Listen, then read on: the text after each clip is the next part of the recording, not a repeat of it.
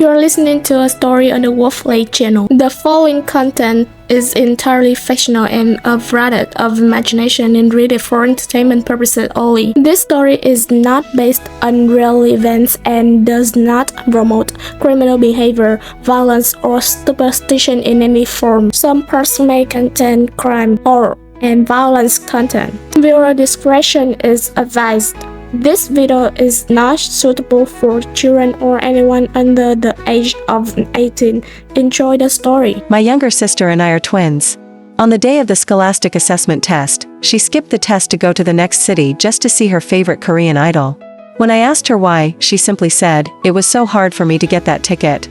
What's more important, this test or seeing him just once? When I felt unworthy for replacing her, she had already found a way out. Didn't my sister already take the test? Then let me use her score. Later, just to meet her idol, she handed me over to his manager to be humiliated. I panicked and ran away, but accidentally fell from a high floor. When I opened my eyes again, I had returned to the day before the scholastic assessment test. I was packing my school supplies, while my sister was packing her luggage. My body trembled as I dropped the pen. I was still shaken by the memory of falling from that height. With her back turned to me, my sister tilted her head and snapped, "What now?" Startled, I looked at her. She was standing in front of the mirror, picking out a dress. One after another, she tossed them all over the bed. Only when she found one she liked did she smile at her reflection. In the previous life, she had done exactly the same, stood in front of the mirror trying on dresses, then neatly folded them into her suitcase. I asked her suspiciously. She just said she was packing for a trip after the exam to relax. To relieve stress. My sister and I are identical twins. Our faces are exactly the same. But since childhood, I was healthy, while she was often sick. Our parents said it was because I had taken all the nutrients in the womb, so they always taught me to give in to her in everything. Sitting behind her, I stared at her reflection in the mirror. Only when I looked closely did I realize, we weren't exactly the same. I had a mole at the corner of my eye. But in the past life, in order to impersonate me and attend school under my name, she had deliberately drawn a mole in the exact same spot. All those years, I truly believed we were identical. I stared at Lena as she packed her makeup. "Go to bed early. You've got the exam tomorrow. You go ahead. Good luck tomorrow, sis." I opened the message on my phone. The notice about early admission was still there. Luckily, that part hadn't changed. In the past, when I got the early admission notice, I was afraid it would affect her mentality, so I asked the teacher not to tell the family. Pretend like nothing happened. That way, I could still take the scholastic assessment test with her and only reveal it after she had taken hers. But in the end, after the exam, with my score, I could have easily gotten into the school she had been aiming for. Yet she never returned to school again. She never even knew I had received early admission. The next morning, because my exam room was farther away, I got up while everyone else was still asleep. I grabbed a milk carton and took a taxi to the testing site, looking at the familiar test paper in front of me. Over the years, I had always done well, but this time I chose to answer only the hard questions, deliberately making mistakes on the easier ones. I calculated everything so the final score would be exactly 250. If she wanted my score that badly, then I'd give her 250 points. At the dinner table after the exam, my mother cooked all of Lena's favorite dishes. Everything was spicy. I like sweet food, but she prefers spicy. There was only one plate of stir-fried greens that I could eat. Mom kept putting food into her bowl. Even Dad, who rarely drinks, brought out the expensive wine he had been saving for years.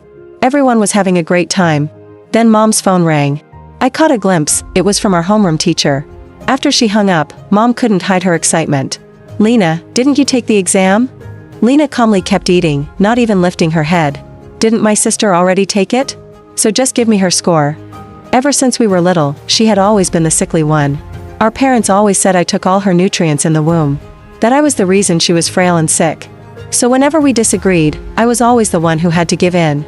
Whether it was toys, our favorite foods, or even the TV remote, I never got to hold it once. Whatever she wanted, I wasn't allowed to fight for it. I was never allowed to even have a thought of possession or ownership.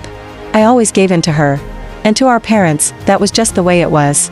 In my past life, I worked so hard just to prove myself academically. But things never went my way. Later, when Lena got into college and moved out, I didn't even have money to retake and test. Clearly, taking the high-speed train would have only cost a few dozen bucks. But since the ride was long and Lena didn't want to get tired, our parents bought her a plane ticket that cost a few hundred. When I needed just $200 to retake a course, they told me we didn't have the money. I picked up a piece of pickled radish to eat with my rice. With my head down and a little guilt, I said, I didn't do well on the exam. Lena set down her fork, looking annoyed. Don't you always rank in the top 50 of the whole school? How could you not do well? And besides, the results aren't even out yet. How do you know you did badly? You just don't want to give up your spot so I can get in, right? You're so selfish. I replied calmly, you were blasting music last night. I couldn't get any rest. I had a headache and felt dizzy during the exam. In my past life, just because she wanted to go to a K-pop concert the day before the test, she played loud music from her phone and sang along.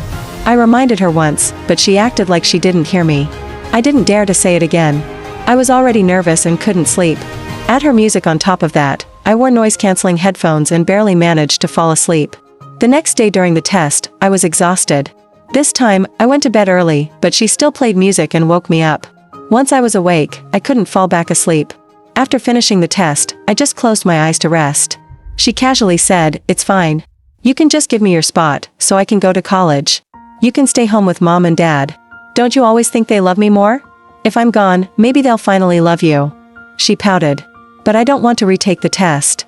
If I don't get into a top college, I've already got a backup plan. I'll study abroad in Korea. Some schools there only require a score above 200. You're not scoring below 200, right? I patiently said, you should also consider our family's financial situation. Studying in Korea isn't something mom and dad can afford. I've already looked into it. I can take out a loan and pay it back slowly. So, in her past life, even before skipping the exam, she'd already mapped out all her escape routes. But she never once told me there were other options. I asked deliberately, so you didn't take the exam? Where did you go? Kim-san, who was holding a concert in the next city. Just one day, then he'd return to Korea, Lena answered casually, not even trying to hide it. Even if I took the exam, it's not guaranteed I'd get into a top college. It was hard enough getting that concert ticket. Seeing him once meant more to me. Kim-san, who was the idol she was obsessed with. The wall above her bed was covered with photos of that man. I thought, hearing this much, our parents would probably be furious. After all, they always had high expectations for her. But instead, mom picked up another piece of meat and put it in her bowl, smiling as she said, Lena is doing great. She knows how to plan for her future. It's okay. Whatever you choose to do, your parents will support you. As long as you're healthy, that's all that matters. I put down my fork and asked, then what about me? Mom sighed. If you do well on the exam, let Lena take your score and go to school under your name. If you don't do well, then go out and work. Lena's studying abroad will cost a lot of money. Your father and I can't earn enough. You should help the family out a little more. I spoke up, but I want to go to school too. My mother immediately raised her voice. What are you thinking? You want everything? Retaking the exam costs money, doesn't it? Where do you think this family is going to get all that money? Why are you becoming more and more unreasonable? If you can't score high, you should reflect on yourself. With your poor brain, you still want to act all ambitious. When I was the one who gave in, even if my parents favored Lena, they never said such harsh words to me. Ever since we were little, Lena was always sick. Every time she got ill, she'd cry, throw tantrums, and act out. So our parents were always by her side, comforting her. Since she was a child, she'd say to me, you have to take care of your younger sister more. It's a debt you owe me from before we were even born. My little sister was lively and knew how to talk. She spoke sweetly and always made our parents happy. As for me, I was usually just an outsider, quietly watching the three of them like they were a complete family. Over time, I stopped daring to express what I wanted. Because I knew that no matter what I asked for, my parents would always check with Lena first. Only if she didn't want it would I be lucky enough to get one. I couldn't even perform better than Lena. Every time I took an exam, I had to calculate my scores. They couldn't be too high, but not too low either. I had to maintain an average level. This direct admission slot, I only got it by secretly entering a physics competition and winning first prize. I originally wanted to surprise my parents. I never expected it to turn out like this. From childhood until now, this was the only time I had insisted on my own choice and refused to back down. The next morning, I sat down at the table. In front of me, there was no breakfast prepared. So you think you're something now? Grown up and daring to talk back? Feed yourself then. I'll only cook for you once you apologize to your sister. My mother's words were cold enough to pierce the heart. I went back to my room, grabbed my backpack, and packed a few sets of clothes. Before leaving, I glanced at the room we shared. I only had a single bed pushed against the wall and a clothes rack. On Lena's side was a large princess bed. Beside it were a wardrobe, a mirror, a study desk, and even a computer. Since birth, it seemed we had always been treated differently. I left behind a note, saying I was going out to find a part-time job and wouldn't be coming home again. I knew that even if I wanted to study, my parents wouldn't spend another dime on me. Finally, the exam results came in. My mother called me, asking me to come home and check the score. 250 points, no more, no less. Lena frowned in dissatisfaction. Sis, what kind of exam did you take this time? You used to score really well in practice tests. Now there's no good university for this kind of score in the country. With this, I can only apply to a school in Korea. Lena immediately switched tabs on the computer. It was the registration page of a university in South Korea. So she had already planned everything. Compared to domestic universities, what she really wanted was to go to Korea, to be closer to her idol. In my previous life, when my mom reminded me, remember, from now on your name is Lena, and your sister's is Lien. Don't mix them up, got it? I suddenly remembered back in kindergarten. My original name was Lena, and my sister was Lien. But back then, a mischievous boy gave my sister the nickname Anachronism. She cried and begged to change names. The next day, my mom grabbed the household registration book, took both of us to change our names, and even switched us to a different kindergarten. Since then, the name Lien had belonged to me. Until Lena took my name, stole my identity to enter university, and chose the performing arts major she loved. But this time, what belongs to me, I will no longer give up. I checked the time. The countdown had begun. And then came the call from my homeroom teacher. Hello, is this Lien's mother? I've submitted her health report to the university. If the school calls to confirm anything, please make sure to pick up. My mother looked surprised. What health report? The direct admission notice from University X, didn't your family receive it? They should have mailed it a few days ago. A health check is required before enrollment. My mother's face darkened as she hung up. She gritted her teeth, good. So you've known all along, haven't you? You deliberately hid it from me and your father, didn't you? We're your parents, and you still guarded yourself against us? I couldn't hold it in any longer and finally exploded. I was working part-time in the hospital cafeteria. When I received the direct admission notice, I did the health check right there. I've been away from home for so long, has anyone ever asked where I was? My whole life, I've yielded enough. I even gave up my life once. I owe no one anything. You clearly knew your sister needed your score to get into college. You got in directly, why didn't you say anything? Because the professor chose me based on my achievements in physics. They wanted someone with the mind of a national physics champion, not someone who merely looks like me. What they need is me. I'm the physics competition winner. University X has an entrance assessment too. I was personally selected by the physics professor. With a head full of idle fantasies like Lena, she'd get kicked out within half a day. Then what about your sister? Did you even think about her? I've thought about her far too much all this time. Why do I always have to give in? Has anyone ever thought about me? You think we didn't care about you? It's because you already planned all this, didn't you? You're too smart now, huh? You don't listen to us anymore, is that it? Then go on your own. I won't give you a single penny. I had already predicted they'd react like this. This time, I didn't even feel disappointed anymore. But I still couldn't help but ask, Mom, Lena and I are both your daughters. Why can't I have my own interests and passions? Why is it that whenever I do something well, I don't even get a single word of praise? You want to know why? Fine, I'll tell you. From the moment I got pregnant with you two, I never had a peaceful day. I was sick every single day. When you were born, you weighed more than Lena. You were healthier too. That's because you stole all the nutrients from her in my womb. That's a debt you owe me, and Lena. My father chimed in. You're the older sister. What's wrong with giving in to your little sister a bit? She already gave you the better body, didn't she? I let out a bitter laugh. But that's not something I could have decided. If I had known things would turn out like this, I'd rather have been the one who got the critical condition diagnosis at birth. For over a decade, I had always given in, always stayed quiet. And because of that, they thought I was supposed to be that way. But I wanted to be the favored one, just once. To be chosen without condition. To be praised, just once. Mom, I have prize money from the competition. I've also earned money from my part-time jobs.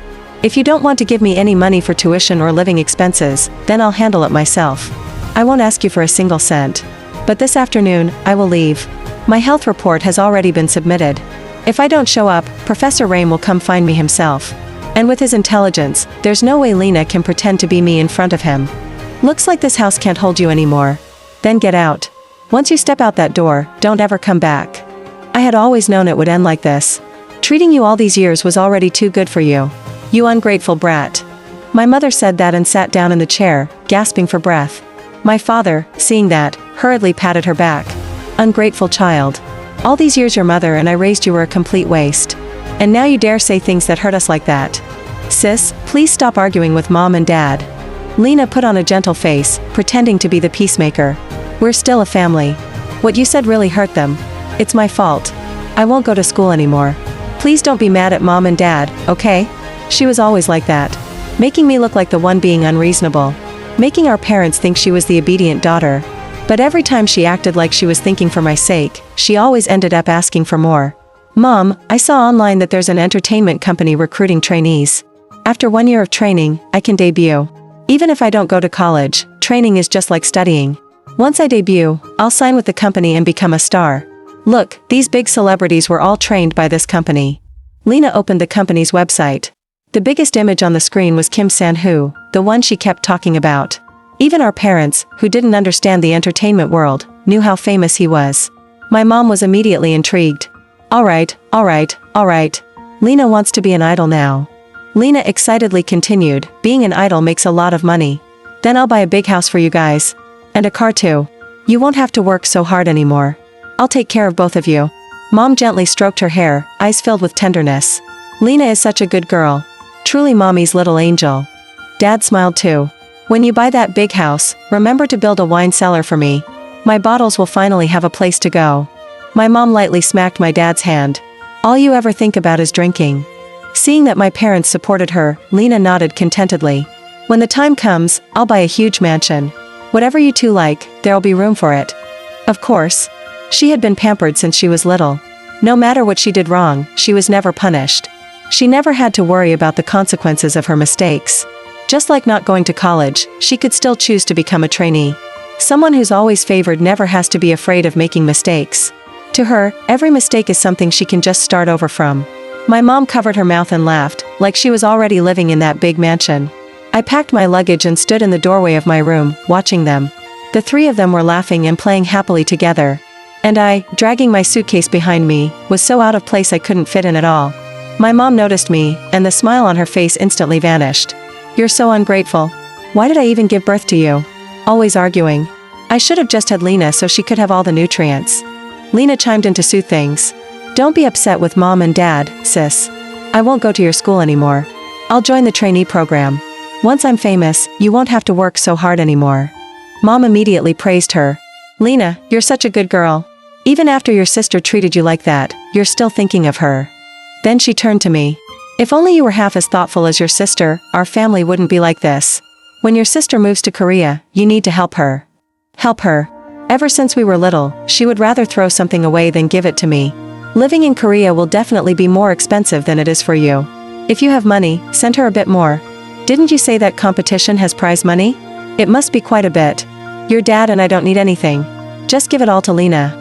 When she's famous, she'll pay you back tenfold. That's what sisters are for, helping each other. My mom made it sound so reasonable that I didn't even react in time to realize how twisted it was.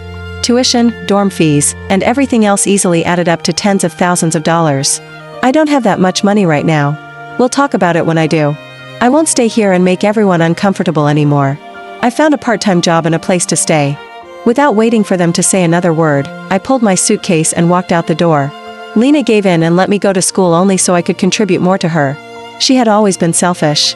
Her temporary patience was just a strategy to gain more. It's just that, in the past, I didn't want to believe it.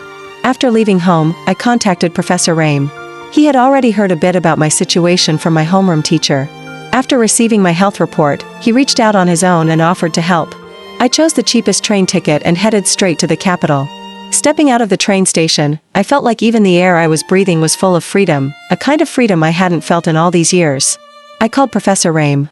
He and his wife lived in the faculty dorms of the university. Knowing I would arrive today, they had already arranged a vacant room for me in the student dormitory. After unpacking my luggage, I bought some fruit at a stall near the school gate, then followed the address to the faculty dorms to thank them. Professor Rame was a man in his 50s. He looked stern on the outside, but was actually very warm. When he spoke, his tone was gentle. His wife was even more kind and soft-spoken. Her smile was radiant and beautiful.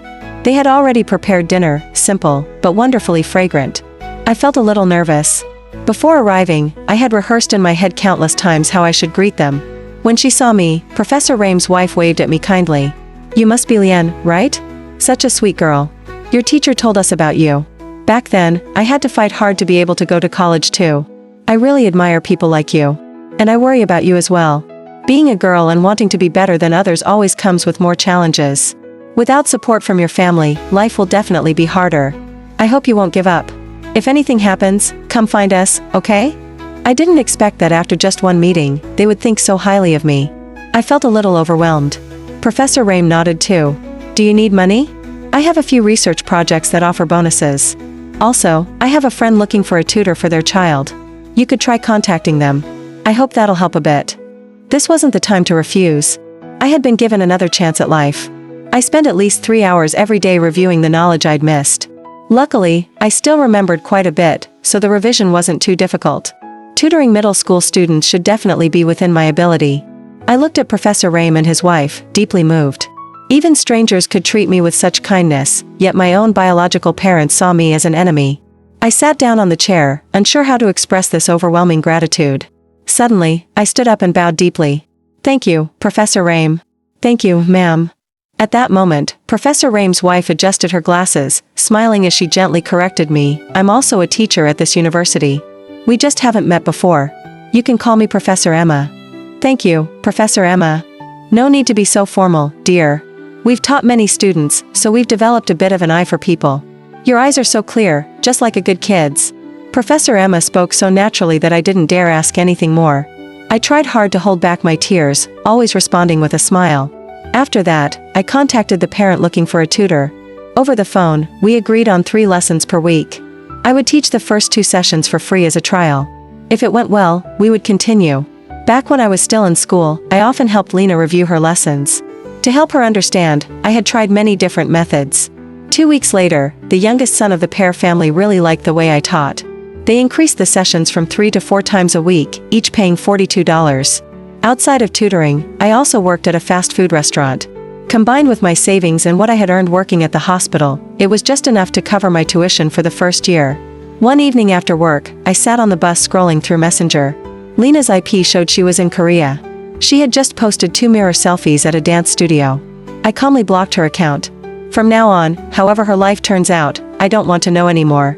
Whether it's good or bad, it has nothing to do with me. Time passed quickly. Autumn in the capital flew by in the blink of an eye, and Christmas was already here. After starting school, I found out that Professor Emma taught psychology. When I didn't have class, I would sit in on some of her lectures. Over time, I grew closer to the two of them. When Christmas came, most of my classmates went home. The dormitory was now empty except for me. To save money, I bought a few packs of ginger cookies. On Christmas Eve, I bought a portion of stuffed turkey, just to feel a little bit of holiday spirit. This winter was freezing. Cold, lonely, but also truly free. Every year at the Christmas dinner table, my parents always asked Lena what she wanted to eat. The table looked lavish, but almost every dish had spicy chili. Even the stuffing in the turkey was something I didn't like. But no one ever asked what I wanted. At least this year, I got to choose a turkey I liked. Just as I was about to plate the food, there was a knock at the door. "I saw your dorm lights were still on. Figured you hadn't gone home. Come have dinner at our place." Professor Emma stood at the door, smiling gently. I quickly refused. I planned to cook for myself. I wouldn't want to trouble you and your husband. "It's no trouble at all. We've got a TV playing a holiday concert. Come keep us company." Professor Emma noticed the pre-packed meal on my table and smiled. "Bring it along. We've got a fridge at home, you can store it for later." I couldn't refuse any longer and quietly put the plate away. Professor Emma gently took my hand and led me to the faculty dorm.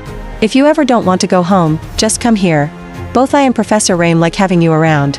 You're smart, polite, and thoughtful. Don't always keep yourself at a distance like that." So it turns out, I could be praised too. I wasn't the cold, silent person my parents always said I was. When we arrived, Professor Rame brought out a stuffed turkey and placed it on the table. He said, "Go wash your hands and come eat. We weren't sure if you liked spicy food, so we didn't make it spicy, but we have a chili sauce on the side. Eat whatever you like, as much as you want." Every year, my family made spicy stuffing in the turkey, but I couldn't eat spicy food. I don't know whether my parents simply forgot or never cared. So every Christmas, I always ended up eating just cookies and gingerbread. Professor Emma kept placing meat on my plate, then looked up at Professor Rame and smiled. "This girl here, she bought stuffed turkey and gingerbread cookies all on her own." I didn't see any chili, so she probably doesn't like spicy food. Don't buy it next time, alright? If you want to eat, just come over, I'll make it for you. I lowered my head and said softly, thank you, Professor Emma. Thank you, Professor Rame. Not long after, Professor Emma's phone rang. Later on, I found out they had a daughter who was 2 years older than me, currently studying abroad. She only came home once a year at most. She wanted to learn new technology and return to work in the country. Mom, Dad, Merry Christmas. Professor Emma's face was filled with happiness. Sweetheart, did class just end? I'm on my way to class, actually. But today's Christmas, so I wanted to call and chat with you both for a bit. Suddenly, Professor Emma turned her phone screen toward me. On the screen was a girl with a bright, radiant smile. You're Liane, right? Mom and Dad talk about you all the time. Have you been busy lately? I've still got a few projects I haven't finished, so I really can't come home right now.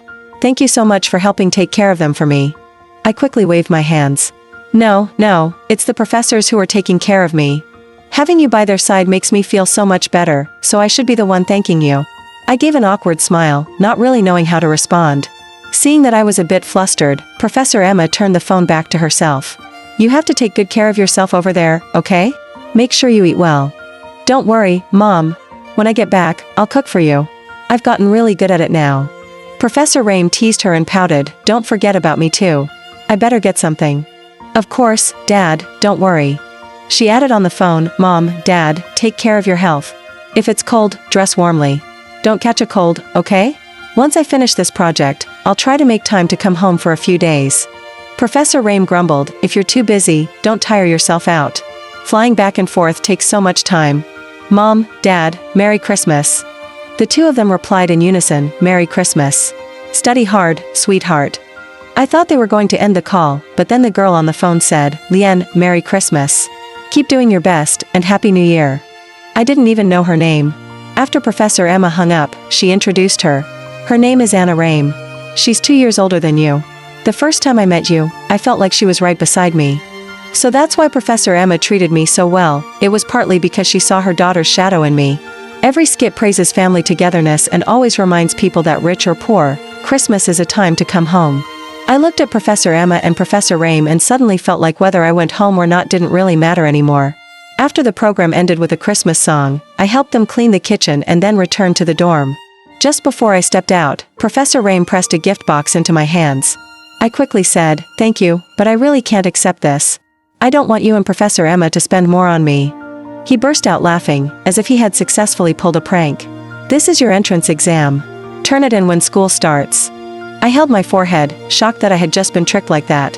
On the way home, my phone suddenly rang. It was my mom. I suddenly felt warm inside. Christmas had arrived. Did they still remember me? Mom, Merry Christmas. Liane, Merry Christmas. It had been so long since I last heard her voice. At that moment, it felt so familiar and comforting. Lena's still in Korea. She rarely gets time off. Plane tickets are expensive. Could you send her some money so she can come home for the holidays? I gripped my phone tighter, feeling a coldness creeping in. So they didn't call because they missed me. I don't have money either. I haven't even scraped together next semester's tuition yet. I can't afford a ticket home either. Do you think you and Dad could send me a little money? After I turned her down, my mom's voice instantly turned angry. Ungrateful brat. You're still in the country. If you wanted to come home, you could do it anytime. But your sister's all alone in Korea, working hard every day, dancing from morning till night. Don't you feel even a little sympathy for her? Her voice faded as she turned to mumble to my dad. And you told me to call her? I told you she was heartless. Raising her all these years was a waste. From a distance, I could hear my dad's voice echo. I thought she was a good kid. I guess I trusted her too much. What a disappointment. I couldn't hold it in anymore. I shouted into the phone, I'm supposed to care about her? Then who's supposed to care about me? I go to school too. I work part-time every single day. Maybe my mom was too angry, or maybe she just forgot to hang up, because she raised her voice and yelled, that's your own damn fault. Who told you to insist on going to school? If we had sent your sister to study abroad in Korea from the beginning, you wouldn't be suffering like this. Serves you right, you useless thing. Then she hung up. It was freezing outside, so cold it made the tears burning down my face feel even hotter. I thought I was completely done with this family. But just a few words from them, and it still hurt so badly. When night fell, it felt more romantic than ever. A family was lighting fireworks together. They must have been so happy. The next morning, my mom posted a photo on Facebook. In it were Dad, Mom, and Lena, sitting around the dining table, taking a selfie together. The caption read, "Our daughter finally came home. The whole family's back together again. We haven't seen her in 6 months, we missed her so much. She even brought gifts from Korea. Having such a filial daughter is truly a blessing." In the picture, my dad looked at my mom with gentle eyes. My mom looked at Lena. Lena looked into the camera. A perfect picture. I blocked my mom's profile immediately. Turns out, in their hearts, I was never considered part of the family. At school, I studied hard every single day. Outside of class, I took on as many part-time jobs as I could. This time, I was determined to live a better life than them. The youngest son of the Pear family moved up more than 10 ranks in the final exams, reaching the class average. Madame Pear gave me a generous bonus and threatened that if I didn't take it, she wouldn't hire me to tutor next year.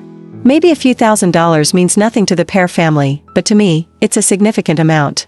Word got around that the youngest Pear boy had improved so quickly, and Madame Pear started recommending me to her friends. My tutoring schedule became so packed I no longer had time for other part-time jobs. But the pay from tutoring was 3 times higher than my previous work. That made me realize that choosing the right way to make money is more important than just spending time to earn it. Ever since I was reborn, I've had the chance to change my life. But I didn't have capital, and I was afraid that misfortune might hit me again in this lifetime, so I didn't dare take risks or look for shortcuts. At first, I just wanted to hold on to the things that originally belonged to me. But after I met Professor Emma, I suddenly had a stronger conviction. In this life, I don't want wealth or shortcuts to things that were never mine to begin with. I only want to steadily walk the path that belongs to me. Because the new semester included some off-campus competitions, everyone had to download Instagram to keep up with updates. On the very first day I downloaded it, the algorithm pushed one of Lena's posts to my Explore page with the caption, "Next year I'll be able to stand on a big stage and earn money with my own skills, no more asking the family for cash." A month later, I never expected Lena would message me asking for money. She had never once admitted she needed my help. She always acted pitiful in front of our parents so they would guilt me into helping by saying things like, "Your sister's been indebted to you since she was in the womb." But this time, I stared at her message, stunned. "Do you have money? Just send me $11,000 or $12,000. "Not much," she wrote. Has she gone completely brain dead from being in the entertainment industry? $11,000 or $12,000, is that an amount a regular person can just pull out of nowhere? I replied, "Don't Mom and Dad send you money for living expenses?" Lena said, "I'm about to debut, so I need more money. Mom and Dad don't have any left. I have a performance next month, I'll pay you back then." She always makes it sound so nice. All these years, everything she took from me, she promised to repay someday. But her so-called someday and when the time comes never had any specific date. From Instagram, I found out Lena was officially about to debut. She needed money to prepare costumes, makeup, promotional outfits, and pay for her debut event. She was still a trainee and hadn't earned a single cent yet. Every activity required her to front her own costs. This time, the expenses were even higher than before. She had probably already drained whatever Mom and Dad could give her. With no other options, she came to me. But her management company was basically just an empty shell. Even after Kim San, who became famous, he didn't make much money. Most of the appearance fees from shows were controlled by the company. That's why he started his own agency. A $140 contract for 5 years, just a scam to lure in trainees and squeeze them dry. After signing the contract, they kept making promises year after year. When the trainees grew impatient and wanted to terminate the contract, Kim San who would collect a massive breach of contract fee. Even if someone got lucky and became famous, the company still took the majority of the earnings from their schedules. As for those who didn't become famous, the company would manipulate their minds, telling them that their lack of fame was due to not working hard enough, not putting in enough effort, or not being pretty enough. If they didn't want to breach the contract, their only option was to stay silent and keep practicing. Day after day, drowning in dancing, singing, losing weight, and undergoing cosmetic surgery. In the end, they lost their confidence and their dreams. The only way out was to pay an enormous penalty fee to break the contract. Giving money to Lena would be like throwing it into a bottomless pit. After thinking for a while, I replied, "I don't have enough either. I haven't even paid my next semester's tuition yet. You'll have to find another way." I casually sent her the investigation documents on Kim San-hoo. She immediately blew up. "You're jealous of me, aren't you? You made all this up, didn't you? It's all fake. I don't believe you. You're just afraid I'll succeed, afraid I'll become famous, and you'll end up being useless. You're just scared I'll live a better life than you. Selfish. Don't think you can fool me." Then she instantly blocked me. I had already known she wouldn't believe me, but I still wanted to do my part in good conscience. Now all I can do is let her fend for herself. My Instagram feed still often showed her posts. In the photos, she looked more and more beautiful. Her face, which used to look just like mine, had gradually changed. Clear double eyelids. A high nose bridge. A slim beeline face. Every feature showed signs of cosmetic surgery. She kept posting about her upcoming debut. She even posted some photos with Kim San-hoo. The caption read, "Finally got to meet the idol I've admired for years. He said I have great potential. I'll keep working hard, I won't let him down." After several posts like that, she suddenly became popular on Instagram, gaining tens of thousands of new followers. Lena is truly heaven's favorite. Ever since she was born, she's been praised. No matter what she did, her parents were forgiving, always encouraging and supportive. They gave her absolute confidence. That's why, whenever someone compliments her, she believes it instantly. But after 3 months of non-stop posts, all I ever saw was her practicing in a cramped dance studio. Eventually, I think she started to realize something. She posted a status, "Maybe I'm not cut out for this path. Every month there's an evaluation to debut. I haven't even made it once. I don't think I can take it anymore." I felt a little glad inside.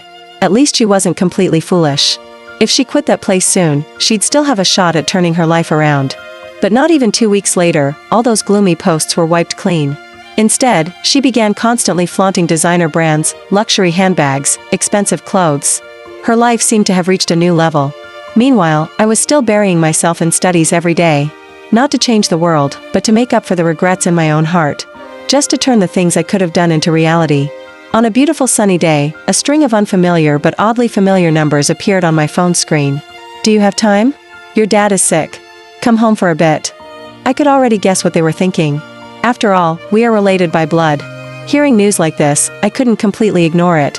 That afternoon, I bought a train ticket and went home. But to my surprise, I saw my father sitting on the couch, perfectly fine as if nothing had happened. "Dad, are you okay?" My mom immediately dropped her act. "You bastard child, you were hoping something happened to your dad, weren't you?"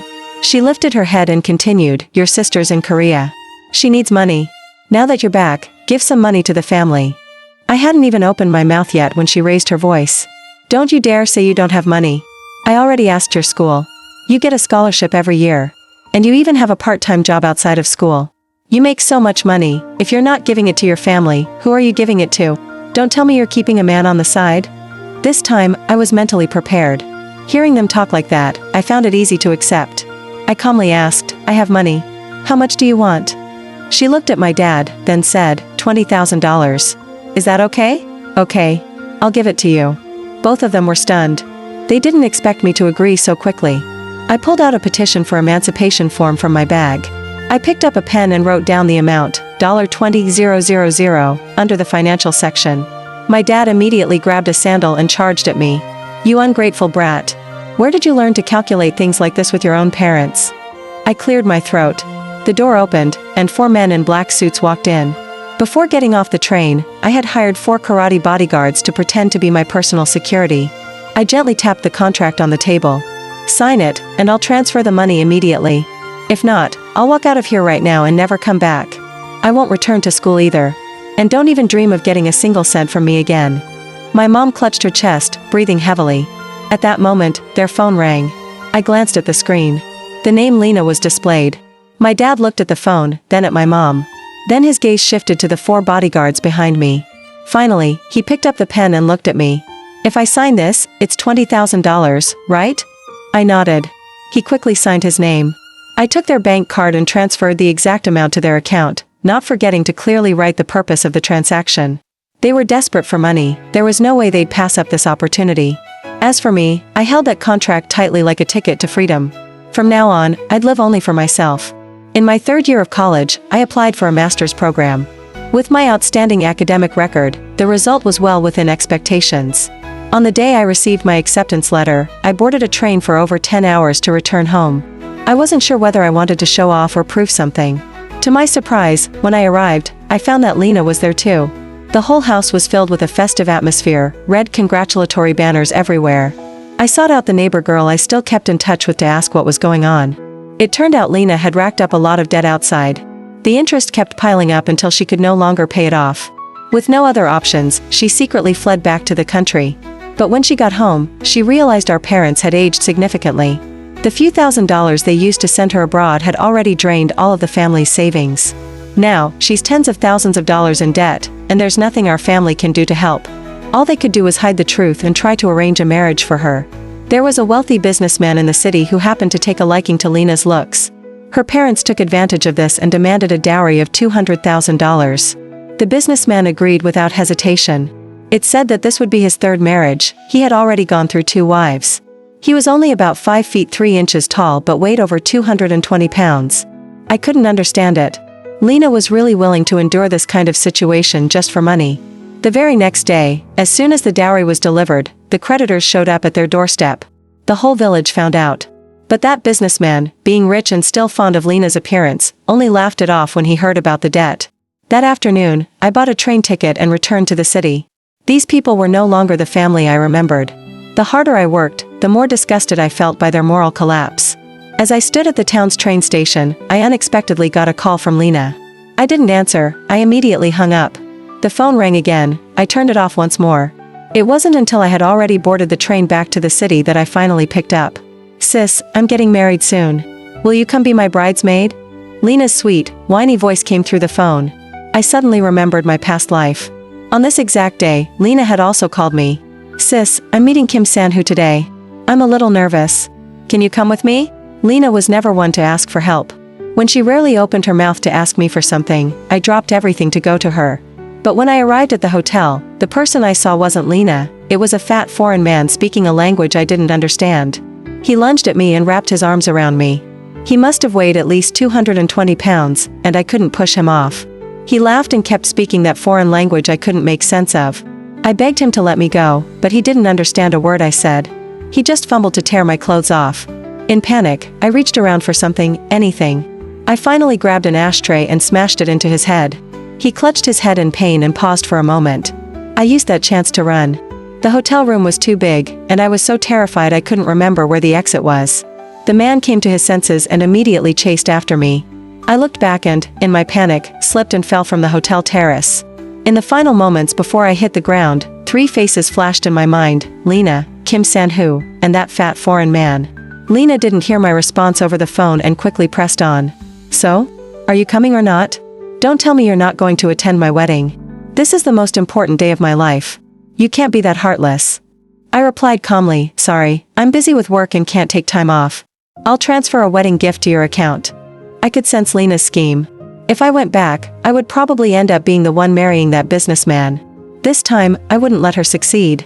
When I returned to school, the first thing I did was head to Professor Rame's dorm office and show him the notice confirming my acceptance into the master's program. This was a joy I had long wanted to share with someone. "I knew you could do it. That's amazing." Professor Rame looked at me with pride in his eyes. He held my hand and smiled endlessly. "Maybe you'll become a great teacher yourself one day." With just that one sentence, I suddenly felt like I could see the path ahead of me.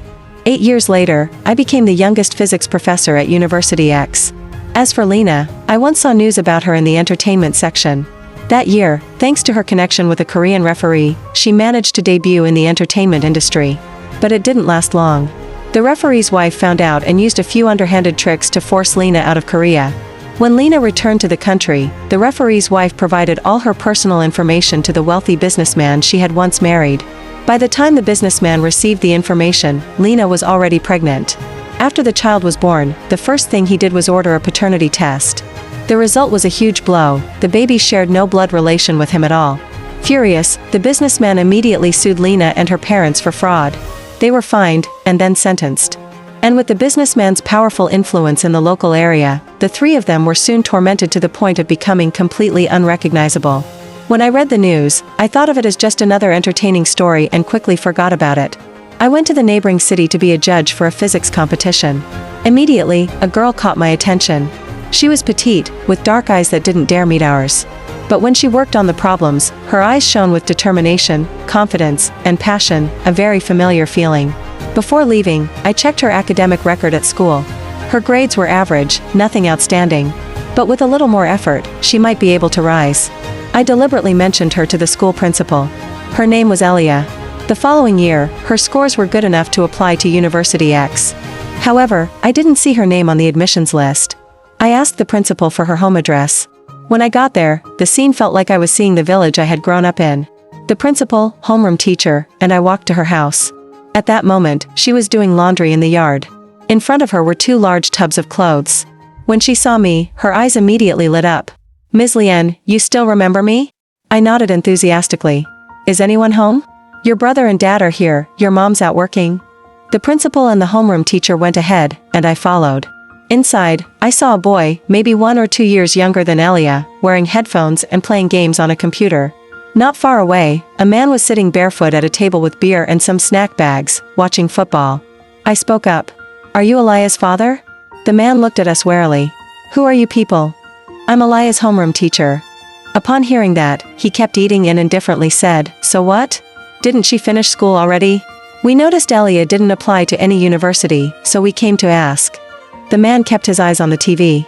"No more studying, what's the point for a girl? She'll get married in 2 years anyway, studying more is just a waste of money. A high school diploma is enough. Look, other families don't even let their daughters finish high school." The homeroom teacher tried to explain. "It's like this, Elia's grades are very good. She could get into a top university in the country. Plus, she excels in physics, which could earn her bonus points. With her abilities, she can absolutely get into University X." The man threw the snack bag onto the table and looked us up and down. "You're all here just to tell her to study so you can ask for money, right? We don't have money. Her little brother still needs to study, we can't pay for her." I looked at the boy intently playing games, then at Elia, who turned back to the yard and kept doing laundry with disappointment. I said, "I can sponsor her. If she gets into our school, I'll cover her tuition. As for living expenses, I'll support her accordingly." As soon as I said that, a woman hurried in and grabbed my hand. "Really? Are you serious?" The principal and teacher were about to speak, but I shook my head. "Yes, if Elia gets into University X, I'll pay all her tuition." The woman immediately nodded. "Go, Eli, come here and thank your benefactor." The man inside the house exploded in anger. "You damn woman, if you take her away, who'll earn money for her brother's education?" The woman held him back, her voice slightly pleading. "I can still work and earn money. Let Eli go to school." I looked at Elia standing at the door. "Elia, do you want to go to school?" Her eyes lit up and blinked a few times. Then, after a moment of hesitation, she firmly nodded. "I do." "Then let's go. Miss Chu, I'll study hard and earn money to pay you back. You're smart and talented. Stay true to your beliefs. Don't compromise for others, and don't force yourself to endure unfairness." On the way back to school, Elia chatted nonstop with joy. "Ms. Lien, I'm so grateful to you. I feel truly happy and lucky." Watching her talk and smile so excitedly, I gently smiled. But I didn't realize at all that the way I looked at her was exactly the same way Professor Emma once looked at me. And that's the end of today's video. Even if you're living in circumstances no one truly understands, even if your own family fails to show you the love you deserve, please, don't give up. You didn't get to choose where you were born, but you can choose how you live, and the person you become. Keep going, because at the very least, you still have yourself. Wolf hoped that no matter how many times the world turns its back on you, you'll always choose to stand by your own side. And that's the end of today's video. And once again, this video contains fictional horror content involving violence and crime themes. All characters and events are entirely fictional and created for storytelling and entertainment purposes only. Viewer discretion is strongly advised. And that wraps up today's storytime video. Wolf thanks you all so much for supporting this content. Don't forget to like and subscribe for more storytelling videos from Wolf. See you next time.